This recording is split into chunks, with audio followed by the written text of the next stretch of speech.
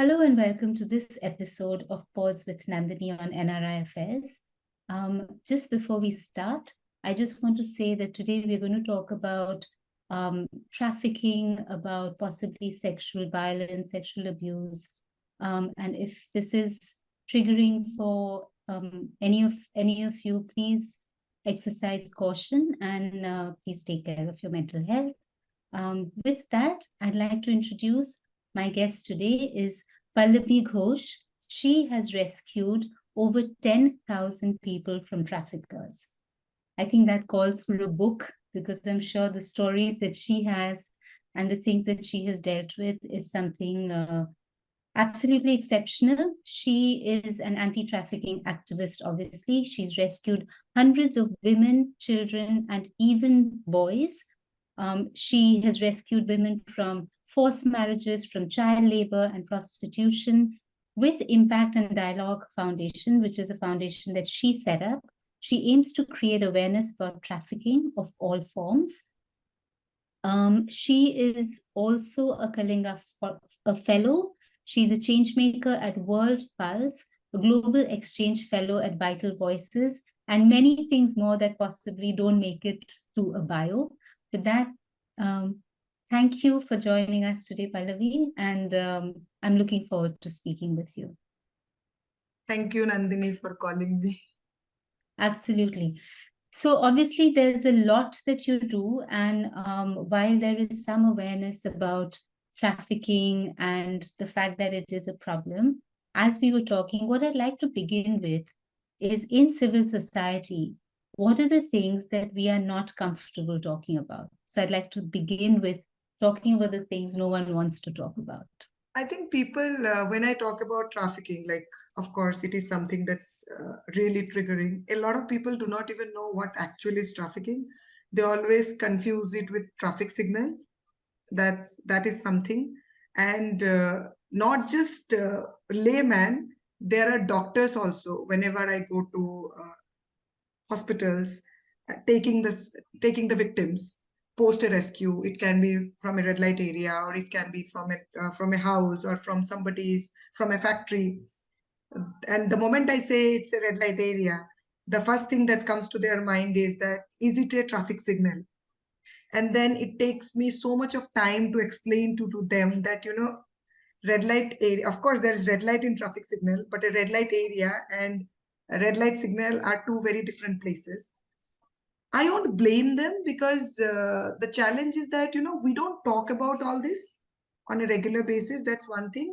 And most of the work that civil society organization does, they do it in their own bubble. Like, I'll tell you, when you have a workshop or a symposium or a conference, they call the same kind of people who have been working in this sector, like someone who has written a journal on it, or somebody who is an activist, or somebody who is an academician, somebody working on migration. So I think that is a very big problem, because unless and until you tell the common people about this issue, how are we going to address it and fight against it? And I've been listening to some of the things that you've said, some of the interviews and some of the stories that even for someone like you, who's seen so many of these, touch you deeply or move you, would you care to share some of the experiences that you've had in the rescue work that you do? The first thing is convincing somebody that, this is a gross violation of human rights. Like, for example, when we get a call from a family saying that, my daughter is missing, and when we go to the police station, the first instant that comes to their mind is she must have run away.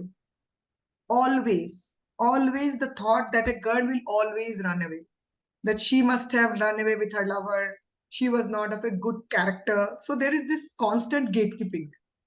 Why did she only go? Why did not others? That is a very big problem that I have been facing all my life. Second is, the intervention takes so much. For example, whenever I have rescued a survivor, especially if it's a girl, people look at her more like, somebody who is untouchable. But similarly, if you have rescued a boy, it is very different. They say that, he must have gone for work in local language, in Hindi, in English. They're like, he must have gone for work. But for a girl, I'll tell you a very small incident. So there was this girl I had rescued. She used to help a family because the wife of that house had passed away, and she used to knead the dough in that family. And she was trafficked. After she came back, and that uncle used to treat her like his daughter, like his, what you call it, uh, granddaughter. And when she was rescued, one day, post-rescue, after 2 months of her rescue, she went to the local market to buy potatoes. And this uncle was asking, saw her. This uncle was buying something else from another shop and was asking the shopkeeper from where she had gone to buy potatoes, ask her what is the rate she charges for a night. And you can't imagine, this girl didn't have phone. She called me and she cried. I never get triggered. But that day I cried my heart out because I personally think people are always like this. Imagine somebody whom you had treated like a daughter-in-law, or granddaughter. Why will you think such a evil thought about her? And she told me, when uncle was asking, I was just looking at him. I had nothing to say, and she was talking to me in Bengali. And these are cases, school teachers making the girls sit outside the class, calling them, untouchables. You are polluting the class. You are of a bad character.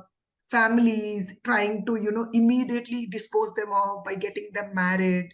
The duty bearers, who are so-called, someone, people in bureaucrats, or looking at them, commenting on them, the police officers who stare at them from head to toe. The level of trauma that these girls go through is beyond anyone's imagination. And the problem is that people's mindset never changes. They never change. I have so many survivors who have never disclosed to their spouses that they are traffic survivors. The moment the spouse or the husband gets to know, he will give a divorce. Unbelievable. And I also heard in an interview where you said that it's not just, you would think that women would stand up for women, but Yeah. at times the women are the ones who actually increase the trauma. Yeah, so what happens, like for example, when I used to go to Haryana and Rajasthan for raids, you can't imagine the slurs I used to hear from women's mouth. Forget about men. The women were there to grope on you and tear your clothes because I'm going to rescue. So for example, what happens in Haryana and Rajasthan, because there were years of dowry system due to which they started killing girls, female feticide, female infanticide, and the sex ratio of boys and girls became less and more. So what they started doing, and also there is something in Haryana which a lot of people don't agree, which is if you don't have land, people generally don't give their girls. Despite the fact that you have a job or you earn money, if you don't have land, local people don't give their daughters for marriage. That's what I have seen. People do not accept it.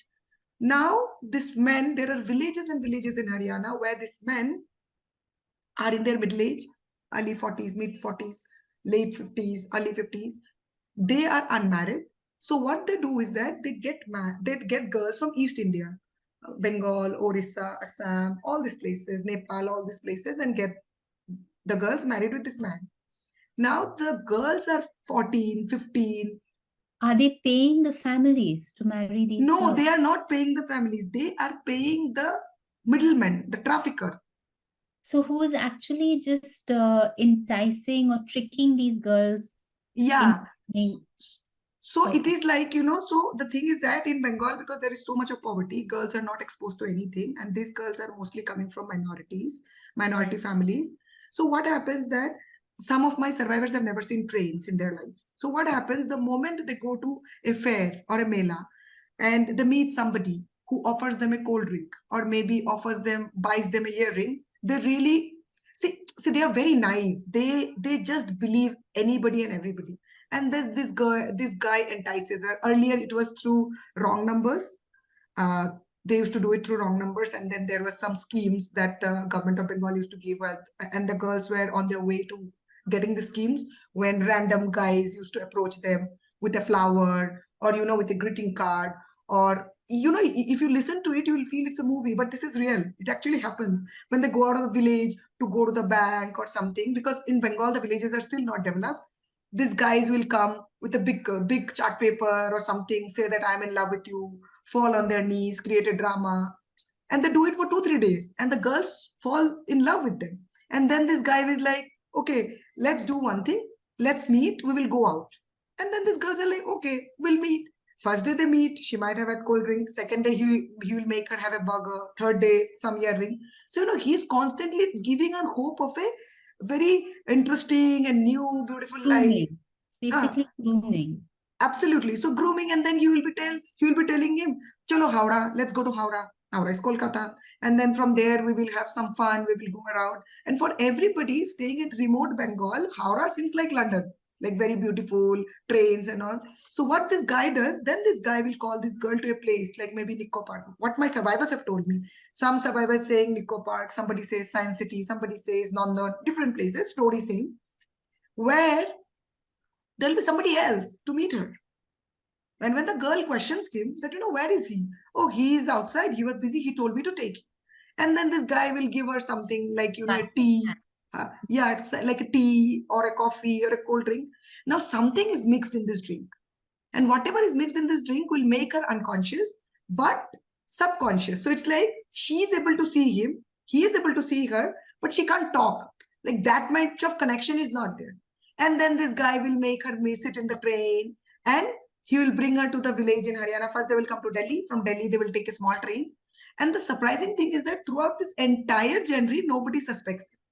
Like people are seeing. This is not like they're hiding It's these. open. It's open. People asking them question, and then they will be like, "Oh, she's sick. She's sick. She's not feeling well, and she's a little drowsy. Her head will be in this guy's, in the shoulders." So people generally do not ask questions, and that's where is the problem. Is so much of crime can be prevented if just people intervene. They don't, because they are not aware.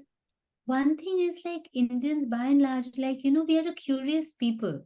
We make friends. If you're sitting in a train, you will start talking to the person next to you.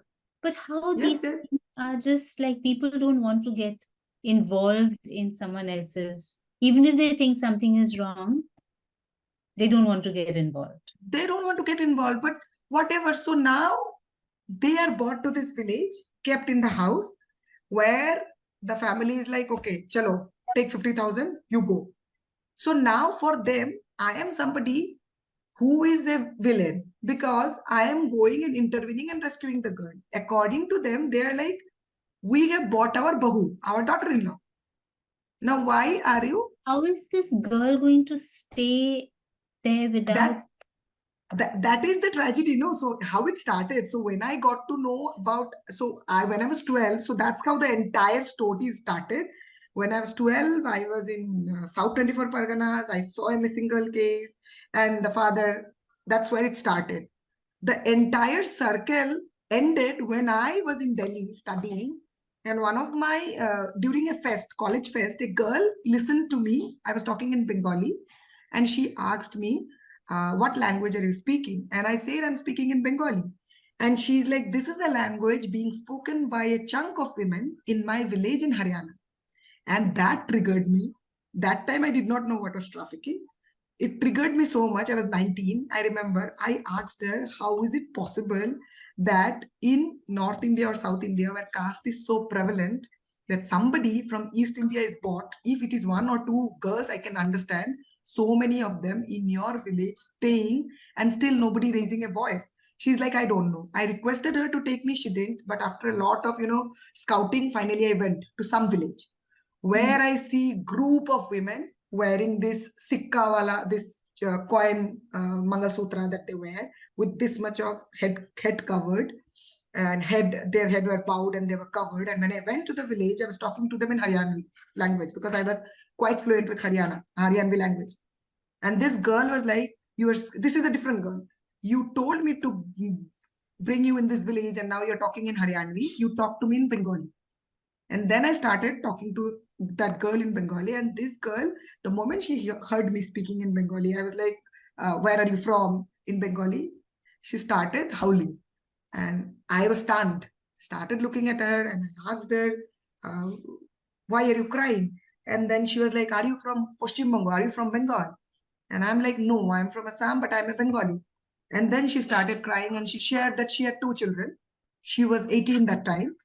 I'm talking to you about like around 10, 13, 14 years back. And she told me that she was 12. There was a wrong number that used to continuously call her for 7 days. She did not fall prey to that number. But on the 8th day, she started talking. She fell in love with that guy. That guy used to come with bike. They used to sit under a coconut tree. They used to chat and all. And finally, one day, he brought her to first to Delhi, then to Rewari, and then to interior Haryana, sold her off and left. When she was 12, imagine. And when I asked her, how old was your husband? She showed to me a man who looked no less than 50. She was sold to a person who was 50. And then this girl started telling me, I asked her, do you want to go home? She told me no. That time she was 18. She had 2 children. I am meeting her after 6 more years. She told me, I don't want to go back home, Didi. And I was like, why? She told me, the poverty in Haryana is different from the poverty in Bengal. In Haryana, if you're poor, still you will get 2 square meals a day. In Bengal, you will not. I have 2 kids. My family won't accept me, first. Second is, though I was bought, my husband is like 20, 25 years, 30 years elder to me. He did not mistreat me. Of course, he bought me, but he did not mistreat me. So, there I saw the problem, how the vulnerabilities were, how people were exploiting their vulnerabilities. That is when I saw villages and villages of Haryana where men in their mid-40s, mid-50s staying, and girls from Bengal, Orissa in their early, 15, 16, 12, 13 girls. And the sad part is these girls neither know the language nor like the food habits. Because when you talk about North India, Haryana, they're completely vegetarian food. What I remember, my survivors, one of the survivor whom I rescued, first thing when I rescued her, she was like, give me some rice and fish. First statement. That is when I realized for her, the exploitation was secondary. And when I asked her in Bengali, why? She was like, for the last 7 months, I have only had dal and roti. Didi, I am not a roti person. I love rice. I love sag. That's what she told me. So, that is where I question that, it is not just about sexual exploitation. You are also exploiting them of their food habits, their culture, their language. It's erasing who they were. Yeah, absolutely. And trying to mold them into something else. But I want to ask you this. So obviously, all these rescue operations you do, there is some amount of law enforcement involved, right? You have to liaise with the police or, with lawyers and all of that. So what is that like? Because obviously none of this can function to the degree that it functions without some sort of approval from powers that be. I completely agree with you, of course, because it's an organized crime. It can't happen without support of big profile people. There is another challenge that I face. I individually can't do rescue operation. I'm completely dependent on law enforcement. If I don't go with police, I am not allowed to intervene. What authority do I have? Despite of the fact that you might be someone who is the biggest activist or someone from UN, they don't care. You have to go with somebody who is from the law enforcement. This is the first thing. And our approach has always been to, reach the highest level of officers like a DCP, the district commissioner of police, or a superintendent of police. We don't go to the lower level of police, despite the fact that they do the most groundwork, because sometimes they are from the village. Most of the information gets leaked out from them. So it is tough. It is tough. And you might have seen that all the red light areas that are there, especially I'm talking about India, I'm not going abroad. Most of the railway red light areas are adjacent to the railway stations. That is because that is the maximum number of traffic that comes. Because people staying in Delhi hardly go to the like so-called red light areas of a city. The people who go, the customers are generally outsiders. They are from one city to one city, because the whole fact of visiting a sex worker is still a look down upon thing in our country. So there is always this thing that, and these women go through so much of trauma, which is just unimaginable. And there is something that is very contradictory. That is when a guy from a different caste, like for example, I'll talk to you about if a Jat guy marries a Gujar, there is honor killing. We talk about honor killing. But the girls that I get, the survivors I get, they're all girls, they're all Muslim minor girls being bought from Bengal and married to Hindu rigid man.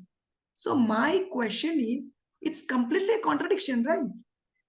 Yeah, so I'm like, I ask them, and they're like, we just want, and they like Sina Thokke, they say, we just want a progeny, we want a future generation, and we don't care anything. Now the things have still been changing. So this is some of the challenges that I face on a daily basis.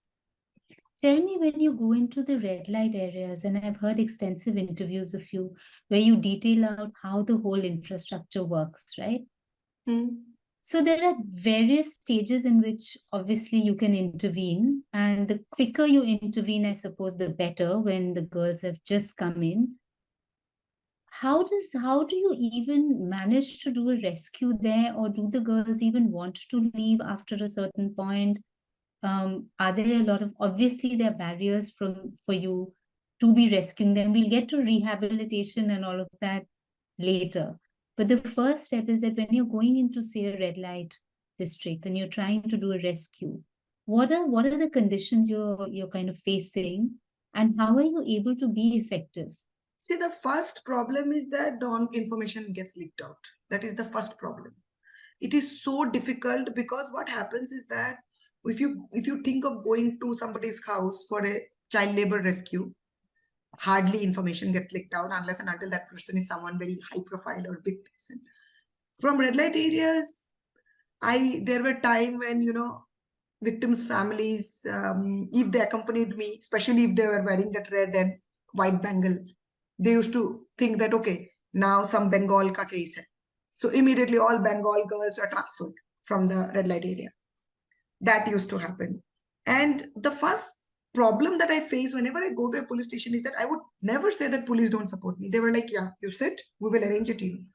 In our country, the law enforcement is so busy doing VIP duties, always. That, whenever we go with cases like this, it takes so much of time to create the team, which will consist of actually, if you look at ITPA, Immoral Traffic Prevention Act, it's clearly written, especially in trafficking in persons, that a 3-star officer has to be there, which means an inspector. But, always hardly have an inspector. You will always have a sub-inspector followed by a lady constable and a man constable and maybe you. It takes so much of time, to write. First of all, you give the letter, they verify the letter, then they will do something known as Ahmad. They will write that, this team has come from here, there's an information. By the time the team leaves, it is like 40 minutes, 1 hour. In cases of trafficking or anywhere, whether it's missing, murder, whatever, things happened in fraction of seconds. You have to be as fast as you could. But the problem is that they say, first responder, first records, it hardly happens. It takes so much of time for them to actually get everybody together. Uske baad bhi, when you reach the red light area and the moment police siren starts, flashing, all the customers will run away. And India, there is a problem. There is no way to, penalize the customers. In India, the customers are never penalized. And what is done is that the tunnels in India, like the brothels in India, have tunnels. Like maybe behind a wall, there might be somebody and then a photo frame is done. So it's like, if I don't go and search, police will never search because I am the one who gave information, right? So police is there for my security. Police does a lot of work. But the thing is that it totally depends on the community CSO, community-based organized CBO or an NGO or the informer to go and search. The onus is all on us. If you don't go and search, there is no way you can find. Also, if you find the way the like there, it is a ruckus in the brothel. So what happens when you identify If you find a minor, it's a ruckus because they know that making a minor work in prostitution, minor or major, irrespective of the age, if you are making somebody else, like I can sell my body and work, but I cannot sell somebody else's body. So it is a mess. People will gather, try to create a fiasco. Somehow you take the girl out, and by the time you are able to take the girl out, there will be so much of exchanges of, glares and looks and all. They will try to do everything to make the person whom you are rescuing scared. Okay, now you are rescued. Do you ever face actual like threats to yourself or violence? Yeah. I have faced so many times. So many times they have pushed, they have tried to beat up. But the thing is that my body language is very different when I go to the brothel. So first of all, most of them think that I am from the police only because I'm very strict when I go to the brothel. That is one of the main reasons that I don't take any volunteers or anybody else in my rescue operations, because once I had taken a volunteer and the volunteer was busy clicking videos and pictures, and we came out of the brothel and this volunteer is already inside. But just because I was good with the sex worker, so always one thing has helped me is that I always talk politely with the sex worker, because I think it's a profession that she does. I have no reason to disrespect her. So one of the sex worker had kept him safe because of only me. And after that day, I decided that, a lot of people think that, going to a rescue is more like going to a jungle safari. They don't realize the seriousness. So, of course, it has happened. They try to throw chili powders. Sometimes they will try to, there are split blades that they try to attack you with. It is always good to carry a constable with you, to go with a constable, because the constable knows every detail of the red light area. He is 10 times more aware than a DCP because he is the ground person. So always take the lowest officer with you. That is really helpful. And what I see is that the person who is running the brothel hardly is arrested. It is only the madam under whom the girl is there is always captured. But I'm still appearing for cases 2013, 14. Still chief and cross. Think about it. So where is justice? And Pallabi, I want to ask you, like this is such a huge issue, right? There are thousands and lakhs of girls, right? Like when I'm thinking of you going in with your constable and there are many people like you doing what you're doing, it almost seems like you're trying to empty a boat that is filling with water with a teacup. Absolutely. So so let's just take two steps back. Firstly, do you think that if prostitution, if the sex trade were to be legalized like in some countries, it would significantly make a difference to the quality of life of the women or the sex workers? I have two opinions in this. I think, of course, it will. The second opinion is that always in sex work, the demand for a minor is 1,000 times more. Always. Minor girl. Because this whole concept of, being physically intimate with a virgin, there was a concept I remember that, if you are AIDS affected and if you have sex with a virgin girl, your AIDS will be cured. For the longest time, it used to be there. I don't know still if it is, if people think like that. Also, then there were in most of the brothels, the girls that I used to see, they always used to tell me that, Didi, these guys come, they don't want to use any protection.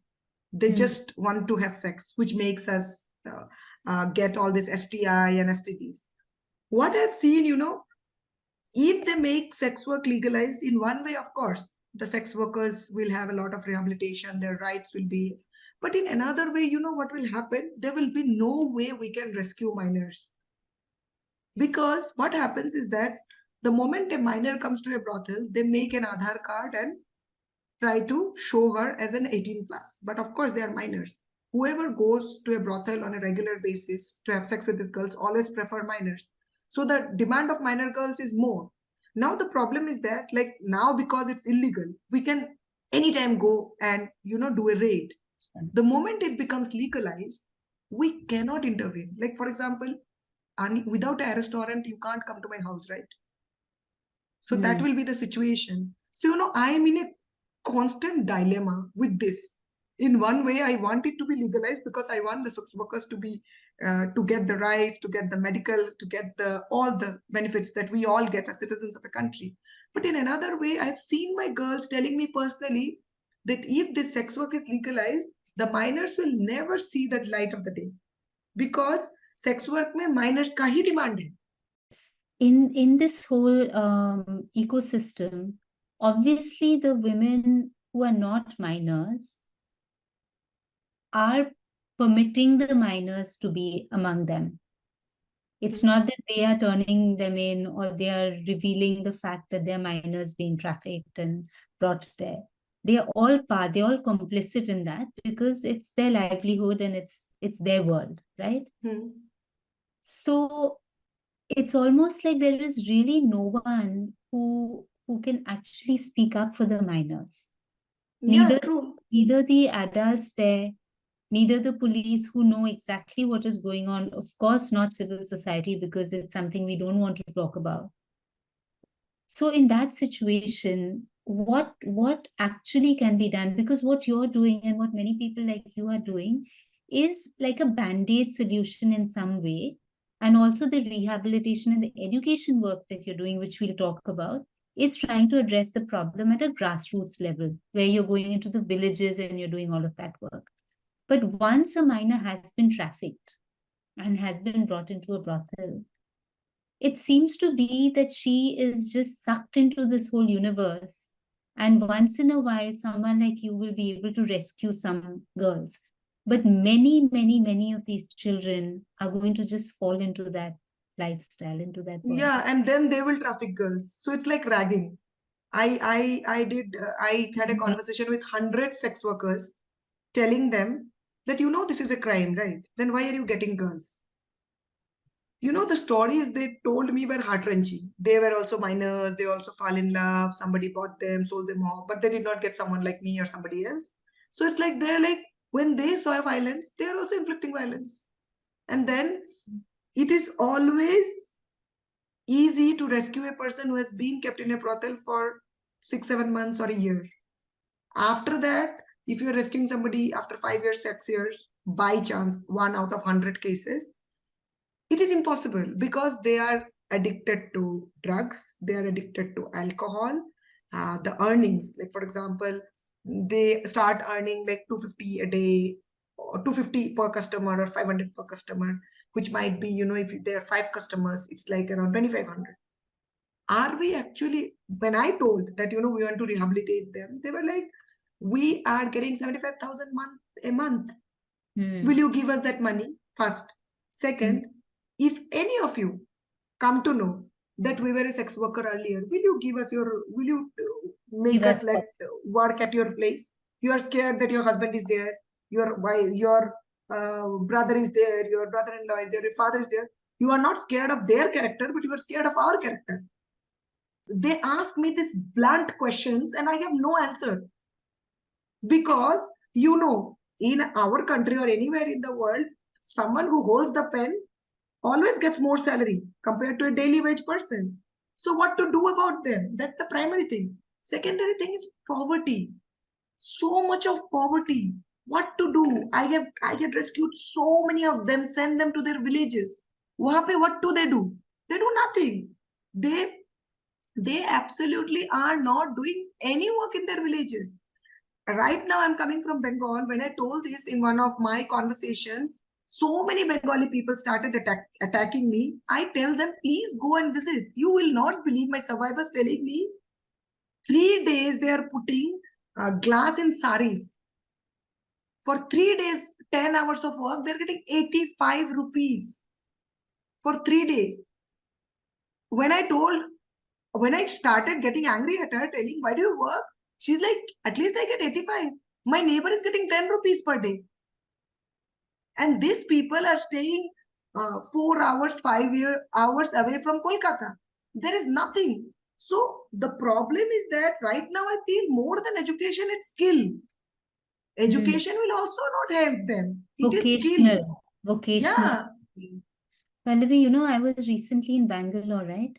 And obviously, when I'm out and about with people, even if I bring up a topic of the fact that so much of India is still very poor, and there's disbelief. They're looking around at the malls, at the bars, and like, India's shining. What are you talking about? Look at our IT jobs. Look at the homes. Look at the EMIs we're able to afford. Look at our 2 cars, 2 helpers, 2 everything lifestyle. What are you talking about? What poverty are you talking about? Yeah, there are pockets, but by and large, India is amazing. Like, it's just the next global superpower. And then I speak to people like you, and it's such a reality check, right? It Because is so sad, it is so sad. I still remember I had just said one line in one of my podcasts where I said that if you take Kolkata out of Bengal, of course, I did not want to go to what you call other places like Haldia, like Shantiniketan. Everybody started questioning questioning me as a person, saying that I am from Assam and I don't respect Netaji Subhash Chandra Bose or maybe Bankim Chandra. I honestly tell you, I'm proud to be a Bengali. I'm proud of the culture heritage, but I can't be an ostrich and keep my eyes closed, because the moment I take a train from Sialda, which is the local station in Kolkata, just 6-7 stations ahead, I see tarpaulins, I see water, I see people selling five, what is that, capsicum for 10 rupees. The same capsicum I'm buying in Bangalore for 80 rupees, one capsicum. The same capsicum is being sold 5 capsicum for 10 rupees. And I'm seeing that, like old lady, that the Dida we call in Bengali, telling me, please take for 10 rupees. Now the situation has become like that. I don't even feel like crying. I'm like, what is actually happening in this part of the country? People are so poor. They get lured for biscuits. Some of my girls, they are telling me, one of my survivors sells ice candy in plastic. So there is no electricity in our village. Okay. So we bought her a what do you call that, storage, cold storage, 8 hours cold storage. She calls me and tells me, Didi, I have earned profit. I said, how much? She's like, 100 rupees. I said, I thought 100 rupees means lot. She's like, no, Didi, I sold 1 rupee ice candy for 2 rupees. Imagine, she spent 100 rupees and she's getting another 100 rupees. She's thinking it is profit. And when she's meeting me, she's so happy. And I don't know what to tell her. And her husband is married, has four wives. And I tell her that you leave your husband. She's like, no, Didi, I can't leave my husband. And I was like, why? She's like, Didi, the moment people will come to know that I don't have a husband, they'll pounce on me. And then I was like, is it? Then she said, no, Didi, you stay with me in the village for 7 days, you will realize. But if we talk about these things, you know what we are? Anti-national. Absolutely. Absolutely. We are anti-national because we cannot see how India is shining. Of course, there is progress. You cannot stop progress. But the thing is that, as you must be seeing, that we are only as strong as the weakest among us. Absolutely. Right? So let's talk a little bit about the work from your Impact Foundation, right? And I read about some of the things that seemed like very practical things that you're trying to do, which is involve the village, catch the signs of trafficking before it happens. If someone is missing, if someone is acting a little bit strange, be vigilant.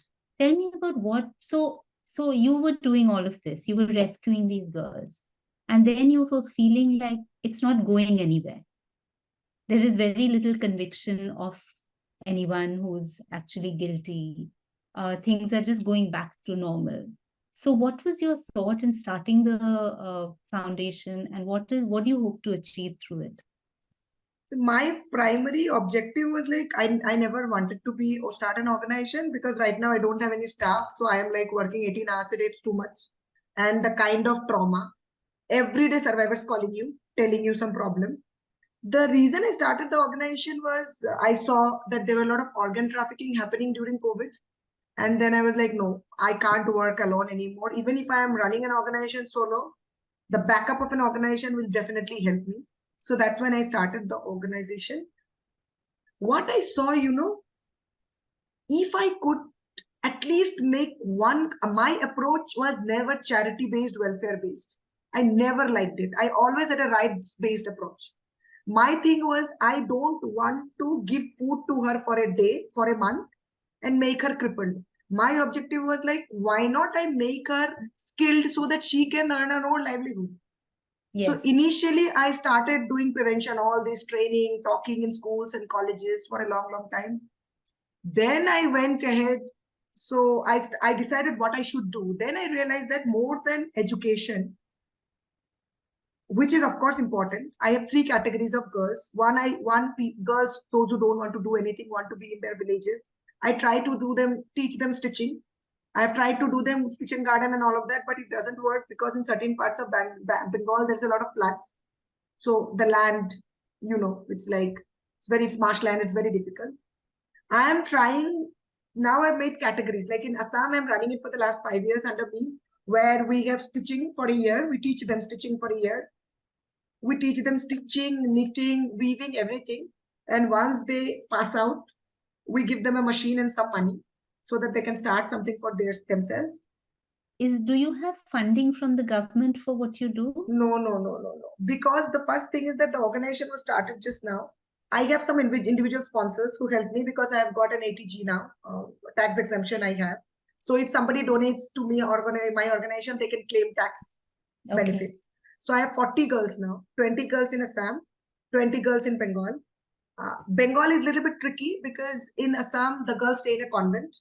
My accommodation is completely free. The girls stay in a convent and the convent takes care of only their accommodation. Food and other expenses, training expenses, I have to take care of. But yes, the stitching is given by the convent. Like I pay the teacher, but the stitching, that curriculum is by the convent, and the accommodation is by the convent. In Bengal, it is tricky because in Bengal, most of the girls are minorities. How old are the girls in Assam and in Bengal? In Assam, they are 15, 16, 17. Some of them are above 20 also. In Bengal, same age group. In Bengal, all sex traffic survivors. All of them. In Bengal, I have to pay the rent because they are not staying in a convent, one. Second, they are staying in a rented space. That's one thing. The challenge that I have is that a lot of people tell me that they want, that if I could get the girls in Bangalore or Delhi as a caregiver. Now the challenge is that these girls are themselves so young, it's no way I can make them caregivers. In order to be a caregiver, it is not easy. Like most caregivers in Bangalore are in their early 30s, mid 30s, late 30s. And they don't want to come to Bangalore, Delhi, Chennai, anywhere. The reason is that they say, we were trafficked, we were sold off in that place, we don't want to go to that place. If we die also, we'll be in our own state. Psychological trauma-based reasons also why. Yeah. Right. And another problem is that they say that if we are there, if we get 20,000, 10,000 will go in our food and other things. How will we sustain? It's true. And food habit is so changed. Like in Bengal, most of my girls have like this muri. Their breakfast is muri with potato fry. In Bangalore, they can't have muri. So it's people think it's very black and white. It's not. It's completely gray. It's very difficult. Now I have more 30 survivors. Now what I'm trying to do with them, I am trying to make a list of them, trying to see who is in a beginner's level, who is in an intermediate level, who is in a skilled level. And I want to ensure that they get more skilled in whatever they do. And I want to ensure that their products are sold out of Bengal. That is the only way to rise their standard of living and to give them some money. I told them I will help only in marketing, packaging, and putting the word out. I don't need anything. I will directly route the money to their account because the problem is that They are making beautiful things. It is just that it needs a little bit of polishing. Is this something that you need some help with? Yeah, Or I am trying to figure out. I will tell you. They have sent me a list. This time I met all of them. I met around 30 of them. There are more 160 of them. So I told them I'll take slow steps. I can't take big steps. I told them that I am in Bangalore. I keep coming to Bangalore. So perhaps if I can go outside an apartment, and if I say that these are the survivors of IDF, or so, but again, I want to sell them as quality products. I don't want to sell them as charity products. कि चलो survivor ने बना लिया, let's buy. They will buy only once if they have that thought. But the moment they have that thought that they are quality products, they will buy again and again. So that's what I told them. So I told them we have to sell products through integrity, not through charity. So that is what I'm trying to tell them. I'm going in November. October is holiday in Bengal. So my only objective is, I want them, their voices. I just don't want somebody doing everything for them, because that will never empower them. That will always keep them at your mercy. For everything they will call you, which is okay, but that at some point of time they should take their own responsibility. Self-reliance, self-independence. So that is what I'm trying today. Today also, so many of them send me so many things, the kind of what you call pearl or flower that they wear in mehendis. They made it. The only issue that I see, that same thing being sold in a 5-star shop with packaging. That's what I tell them. They're like, Yes. Didi, they buy it for 100 rupees and then they sell it for 1,000 rupees. Then I was like, we have to do something. I hope someone who watches this interview gets inspired and says, like, look, I'm going to jump in and I'm going to package it and I'm going to sell it at the 5-star hotels, and the girls will make so much money. No, I am trying to figure it out. Like, I have got the Yes. Bengali list. I have to translate it. I've talked to my all international friends. I'm just telling them, we don't need to buy it. If we can just route it, or I am actually trying to create a marketplace for them. If I can just put it out there, if we just put up some, like the Diwali Mela, like something like the, apartment, because people in Bangalore have a lot of money. I'm being very honest. So if we start doing that also, it will really help, because I really want to help these girls out. And they are like, Didi, we work in 10 places, we get 1,000 rupees. What happens in 1,000 rupees? Yeah, I'm like, so these are the constant challenges I'm facing. Sure. But all right, now we've talked about your work, early work. We've talked about what happens in the actual rescues. We've talked about your rehabilitation. I want to understand what drives someone like you to do this, and what is the psychological toll that it takes.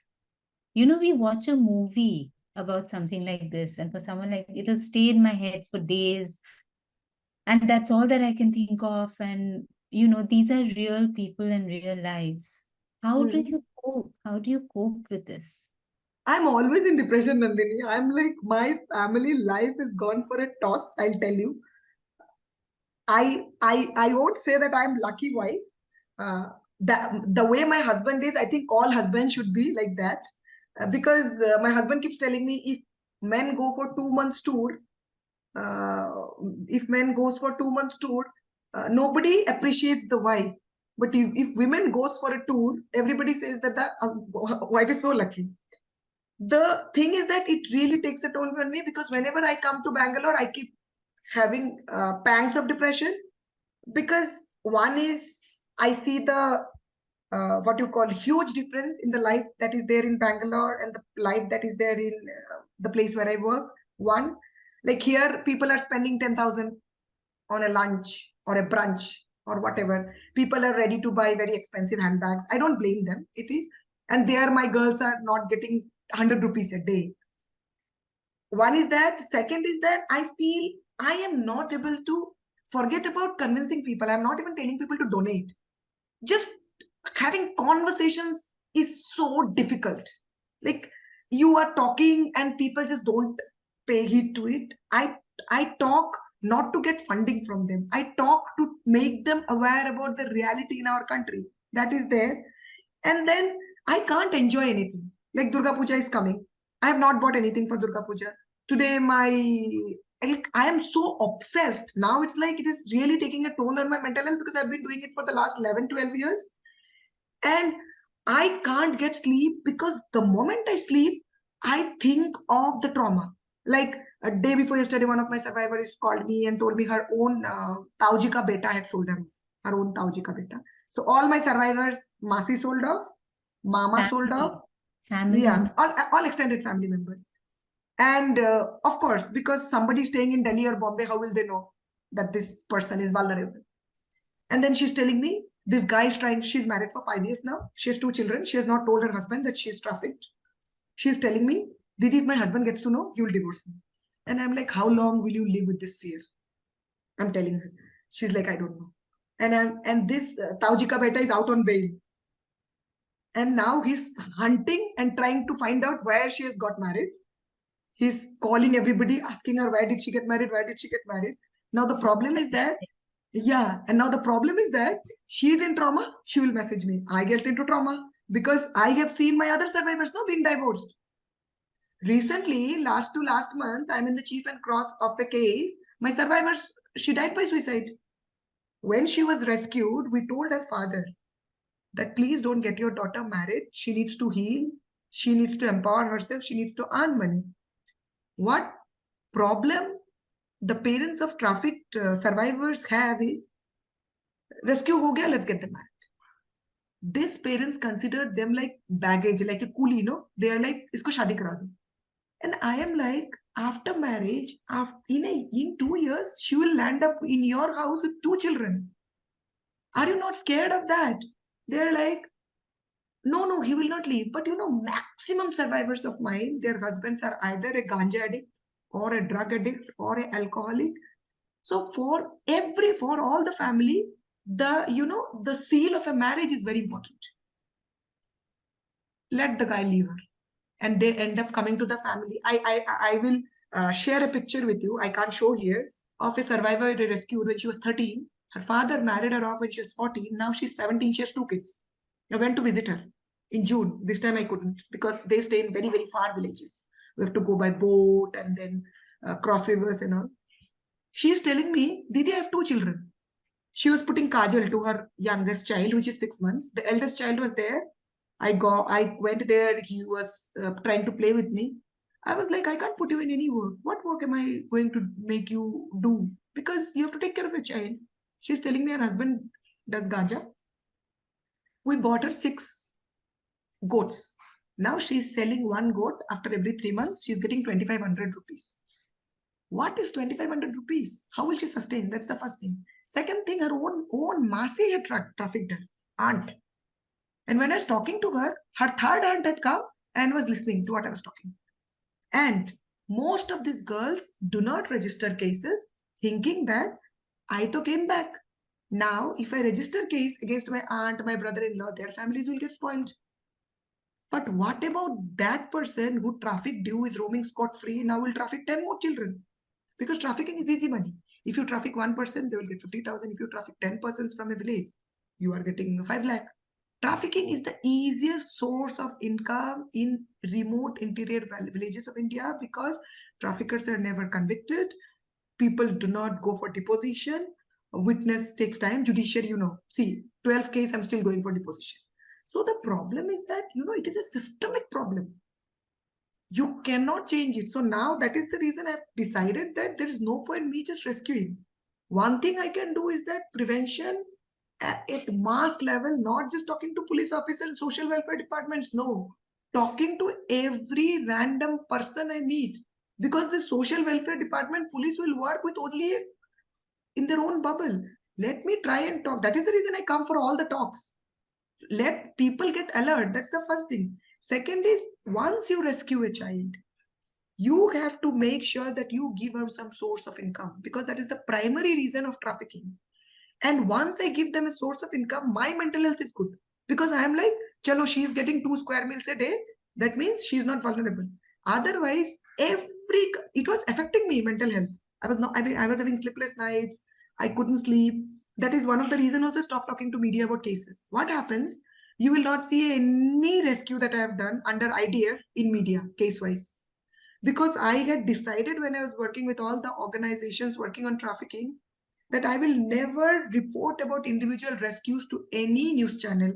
I have seen my girls being harrowed down with questions, with media asking them, who did this, how many times, where, what were you wearing, and same answers by 10 media channels. Because for them it's sensational news, for them it is not about humanity. And then I realized, it's like branding. मेरा organization तो news में आ रहा है. आज मैंने 5 को rescue किया, कल मैंने 6 को rescue किया, which has really put a lot of barriers on my funding.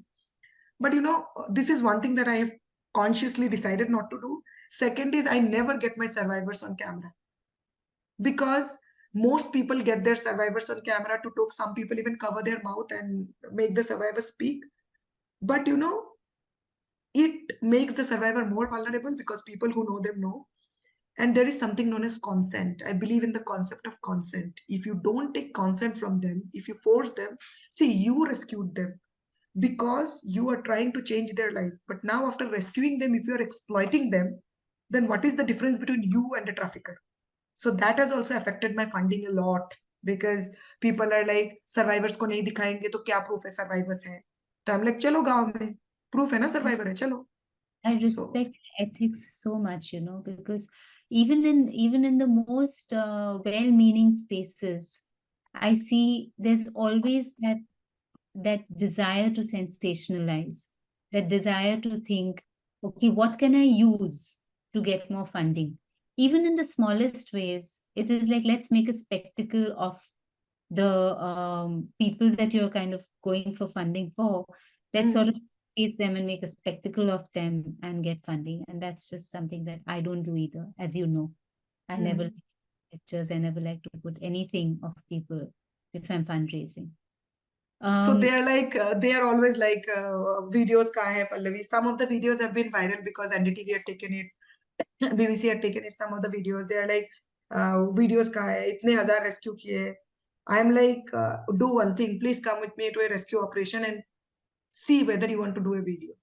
Then they were like, but when media channel go, I said, the moment media channel go, the entire case get diluted. Yes.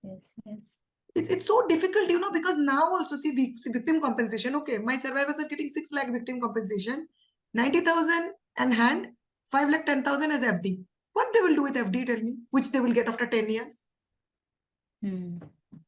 So it is like, and the trauma, your photo is not similar to the photo when you were trafficked. Open a bank account in a national bank. You have a bank account in a state bank.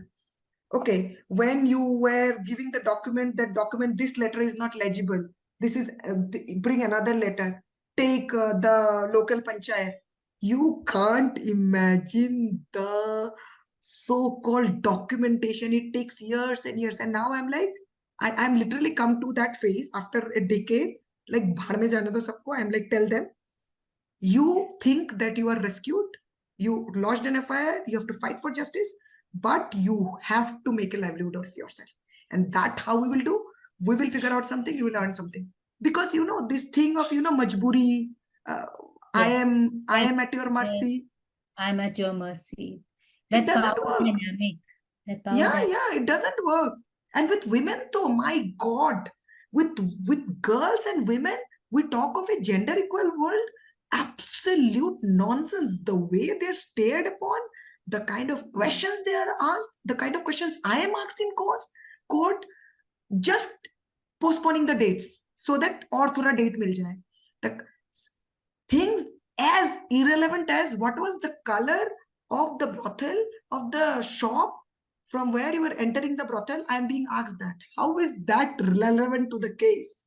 So it is like, it is like a spectacle that is going on, a drama chal raha hai, everybody is seeing it, and this will continue for years.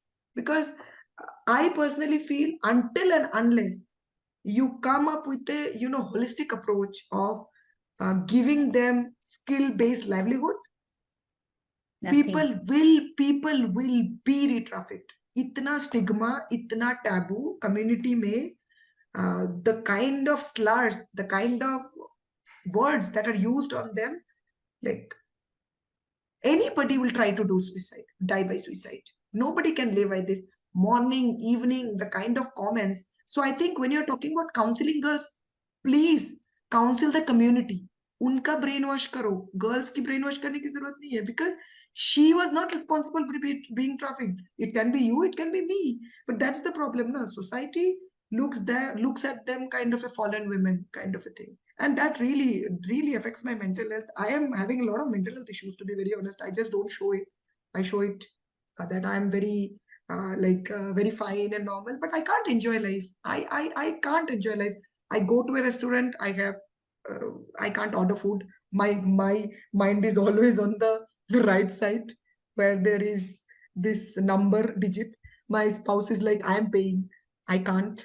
That's one. I'll always take the lowest cost food, even when it is for anybody's birthdays or all. I hardly travel by flights. If it's sponsored one, okay. Otherwise, I will always travel by trains. In Bangalore, I travel by bikes. My husband is like, you have a problem in your back. Why do you travel by bikes? I am like, अगर 10 रुपए भी बचा लेती हूँ तो भी बड़ी बात है. I never take cabs. I've always taken autos. So these are some things, that is a real problematic thing with me, because and because I have lived so much with them. Perhaps Yes. if I was just working in Delhi or in Bangalore, not working with them, a lot of people think, see, if somebody comes to my house, I treat them very well. But when it comes to me, I become very miser. Uh, and a lot of people think that I'm miser. They're like, yeah, you are such a big activist. तुम flight में नहीं आती, तुम ऐसे auto में आ जाती हो. And then I'm like, यार बड़ा activist तो पता नहीं. I'm like, बड़ा activist तो पता नहीं, but be in my shoes, you will understand. I tell you, Nandini, anybody who will go with me to this villages now to stay with these girls, I tell you, they can't live a normal life. Changes you in very, very deep ways. But thank you so much. We can talk forever, but Yeah. there is so much to learn, really. There's so much, and in spite of everything you're doing, there's a certain hope that you obviously carry. Otherwise, you wouldn't continue, because you do think that with your efforts and with society's efforts, something can change. Something can change. And of course, with the effort and the hard work of these people, of the women that you rescue and the girls you rescue. So I wish you all the best. And I hope that in whatever small ways that people who connect with you are able to sort of help your efforts and join hands, because it's not just your problem. It's a problem of our society. It's each one of us who's responsible for what we continue to tolerate among us.